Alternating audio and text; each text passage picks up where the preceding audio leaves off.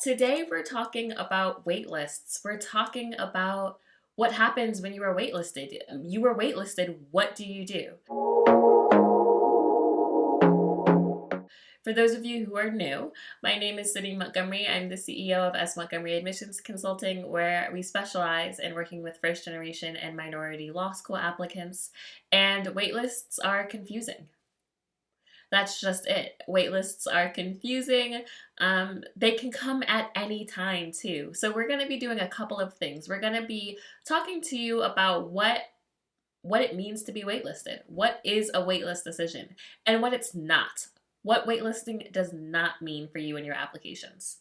We are going to be then looking at why schools even waitlist you and what were the reasons why your particular application was waitlisted and what are the reasons that the school has for having whatever waitlist strategy they have. Pro tip, a little sneak peek, there are many different reasons why schools waitlists. Some of those reasons are because of you and some of those reasons have nothing to do with you at all. There's a lot of things that go on in the back when we talk about enrollment management. And enrollment management is kind of this relatively, I guess it's not new.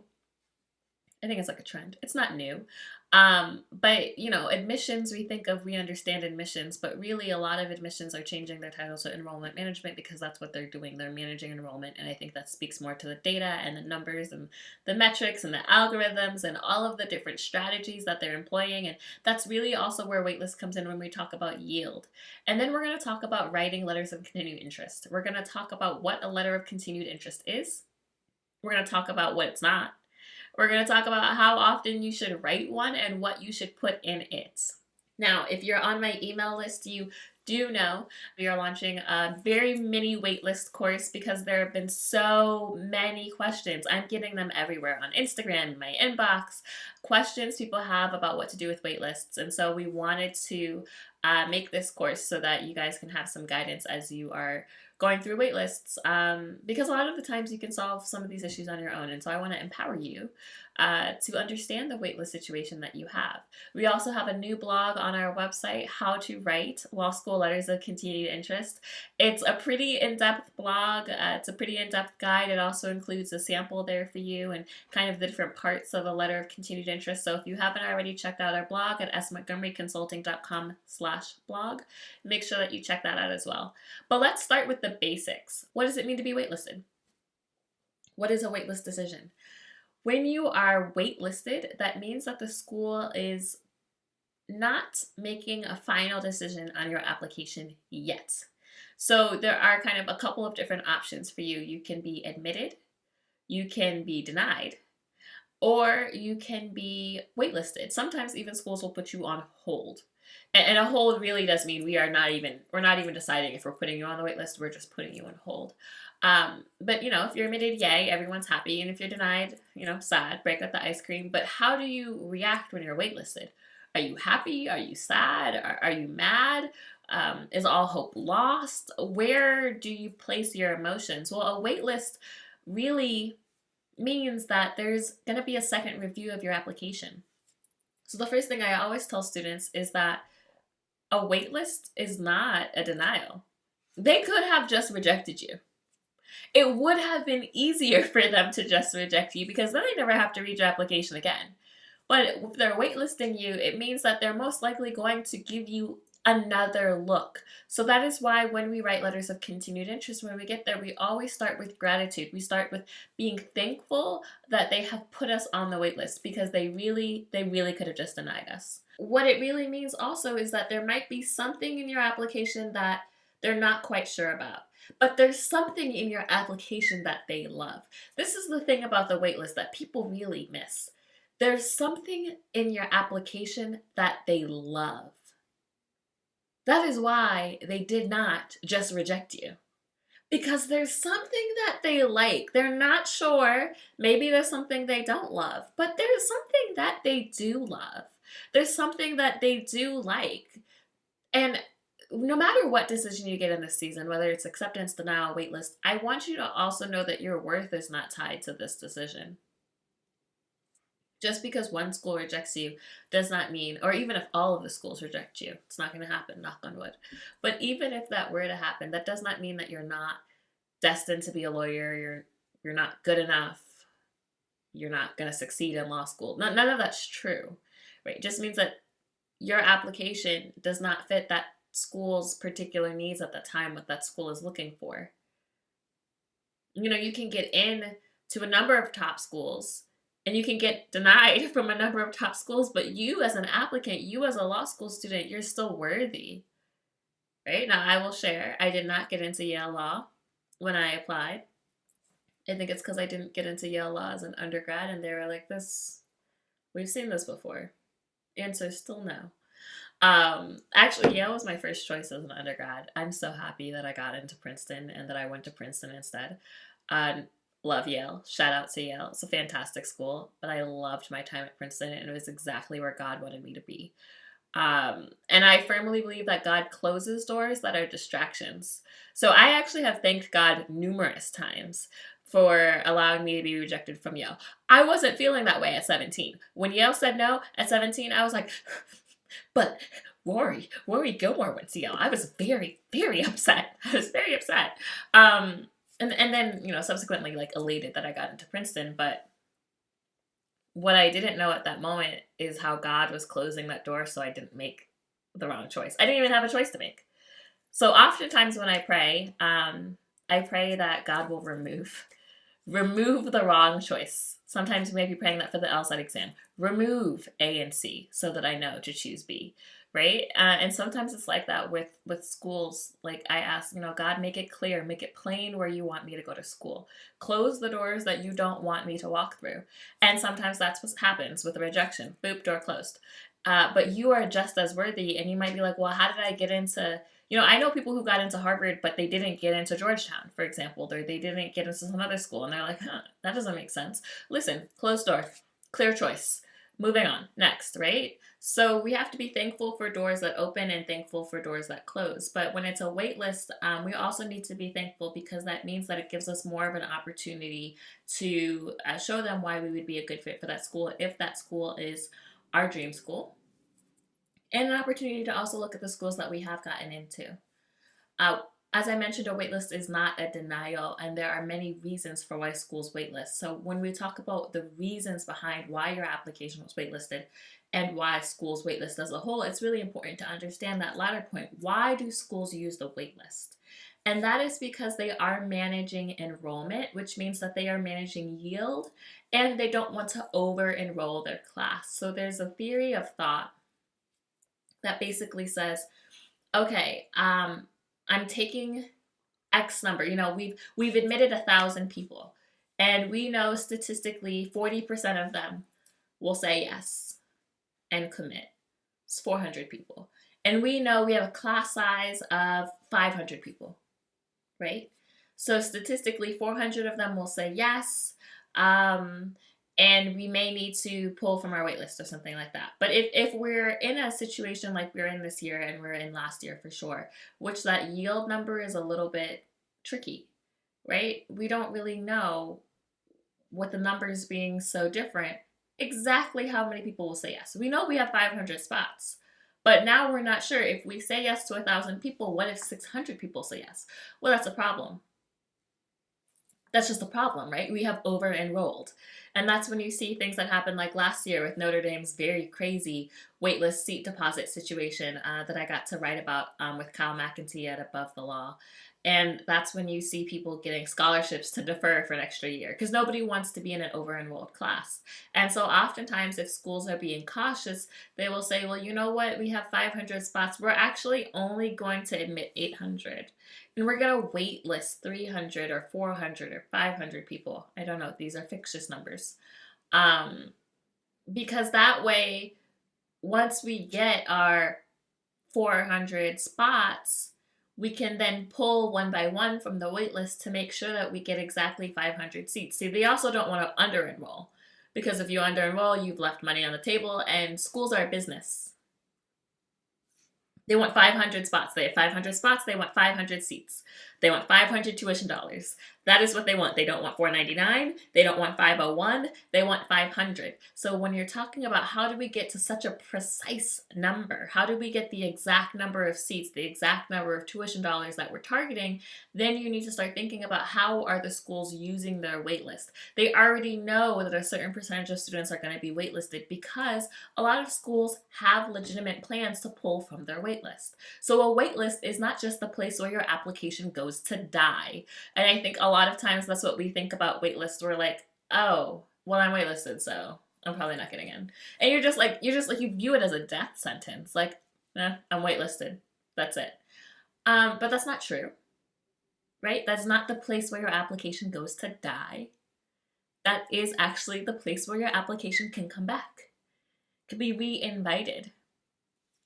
I don't know how many of you guys have ever stood outside a nightclub trying to get into a party. Princeton had a lot of clubs, not real nightclubs, eat-in clubs. And Princeton's a weird school. I love my school, but it's a weird school. But go with me on this analogy. So there are some eat-in clubs which you had to, be on the list for. But then they would just kind of open it up and there'd be a long line of people outside, right? If your name was already on that list, you had like that VIP access. I mean, if you're in the nightclub scene in New York, you know what it's like to be on a list, right? You have that come on in access. They do let people who are standing outside in the club. Otherwise, nobody would be standing outside. They would have all just gone home. They come in after the people on the list, and maybe not everyone is going to get in, but they have plans to let people in that list into the club. And I want you to be thinking about that with your applications, right? They have plans. Some schools more than others, but they have plans to let people off of the waitlist into the school. So when you are waitlisted, that does not mean give up. That does not mean I'm finished. That does not mean dead men walking. That does not mean, I'm definitely getting rejected. That means, all right, ball's now in your court. What you gonna do? And you need to first understand, well, why was my application waitlisted? Sometimes there are just a lot of qualified candidates. There are things in admissions we can control and things in admissions we can't control. You might have had a firebomb, amazing application, 170 plus, 4.0, tight essays, but so did like 4,000 other people, right? So sometimes it's just the applicant pool is so strong that your application was waitlisted and there's not really too much else, to be honest, that you were missing. They loved you. They loved other people a little more, but they still loved you. And that is the truth, right? For some of you. But for some of you, your application was strong, but there might have been maybe your LSAT score was a little low. Or your GPA was a little bit low. Or maybe you only submitted one letter of recommendation. Maybe you didn't have that much work experience. So now we can try to figure out, okay, well, what can I do? How can I fix some of the holes and the gaps in my application? For some of you, that might mean retaking the LSAT exam. Do not kill the messenger. Some of you heard that and you were like, I am not retaking the LSAT exam. But for some schools, they will pull you right off that wait list if you increase your LSAT score. Just popped. You don't have to wait till April or May. You can just say, here's my little LSAT score increase. Great, we can keep it moving. So for some of you, that might mean applying or registering to take the March LSAT exam. Now, I want to be very careful about when you register for exams because I prefer my students, if they're going to retake for a wait list, to wait until the decisions are rendered. Because what you don't want to have happen is that, a future LSAT sitting delays your application. But if that is the case, you want to make sure that you just reach out to admissions and ask them to read your application file, without holding and waiting for the March LSAT or the February LSAT. Because truthfully, and you'll hear me talk about this in the next couple of weeks when we talk about when is too late, taking the February or March LSAT really does put you at a disadvantage. It really does put you very late in the cycle. So unless you're going to blow it out of the water and then have one of the strongest applications that they've seen in March, I don't really recommend it as a good option for you. Now, When you are planning, though, on retaking the LSAT in February or March, if you're trying to get off the wait list, you want to make sure that you're doing something different, right? What did you do last time that didn't work for you? What can you do this time that's different? And maybe for you, it's not your LSAT score. Maybe it's your work experience. I know some of you took time off and you're not working right now because you were studying for the LSAT. Can you get a job or a part-time job? Can you do a volunteer, community service activity? How can you be more involved in your community? How can you strengthen that resume? Maybe some of you got a promotion. Some of you might have applied to law school in September, shout out to you. But between September and now, your job has shifted. You've gotten a promotion. You now volunteer maybe with CASA or another organization. You've done something meaningful. These are all fantastic updates. Maybe you're in college and your GPA has gone up. Fantastic updates. But now you're like, Sydney, what do I do with these updates? And this is when the letter of continued interest comes into play. Now, I cannot stress this point enough. It is so, so, so important that you are checking in with each school about their particular waitlist policies. So there are some schools that want you to write them a letter of continued interest as soon as you're placed on the waitlist. That could be in October. And maybe you should send a renewal letter every 4 to 6 weeks or every 2 months. But there are some schools that want you to only send letters starting in April. And there are some schools that only want you to send one letter. They don't want you to send multiple letters. This is when I've really been stressing to you guys this entire time about forging relationships with admissions, really getting to know admissions, because it's so, so, so important. That you're not just showing up when you need something, which is when you're waitlisted, but that you've been building this connection the whole time, because then you can go back to that person and say, hey, I've been talking to you, we're great, I was waitlisted. How do you prefer waitlist candidates to stay in touch with you? How often would you like to hear from waitlist candidates? And they will tell you, they will be very honest and transparent with you. And that's what you want. And then you want to follow instructions. There are so many people who falter in the stage because they can't follow instructions. Whether those are instructions on their websites, instructions in an email, instructions that have been said to you in a Zoom meeting, you need to follow instructions. So if one school says, send us a letter every 4 to 6 weeks, starting with the time you get waitlisted, and another school says, send us one letter in April, you need to do one thing for one school and another thing for another school. But you need to be listening to what the school is actually saying. Some schools may say, hey, an additional letter of recommendation would be really helpful. Some schools might not. Some schools might say, you know what, we really don't want any supplemental materials from you. Listen and take an individualized approach with every school. Now, when we talk about what goes in a letter of continued interest, you want to, like I said, that first part is to show gratitude. You want to thank them for the opportunity to remain on the wait list, because it is still their time that they're taking to review your application. You want to make sure that you are continuing to express your interest. It's a letter of continued interest. Continuing to express your interest in that school. Why is that school such a good fit for you? Do not just say what you've already said in your personal statement or why this school essay. Find new reasons. Make new reasons. Visit the school either in person or virtually. Talk to people in affinity groups. Get to know the school. So many of you guys want to get off of wait lists, but you don't want to do any work to get off the wait lists. I found this. You're like, I really want to get off the wait list. And I'm like, okay, great. Have you spoken to these student organizations? Have you gone to any events that they've had? Oh, no, I haven't done any of that. Why would they take you off of the wait list? Do you know who they take off the wait list? Students they are convinced actually want to come. How convincing are you? Some of you are not very convincing at all, if we're going to be honest, because you're not putting in the effort. And if you're not putting in the effort, do you really want to go to that school? And if you don't really want to go to that school, then maybe it doesn't matter if you're on the wait list. Hear me. There's no point in writing a letter of continued interest to a school that you would not go to if they were offering you a waitlist spot. That spot can go to somebody else. I don't believe in collecting acceptances like collecting trophies.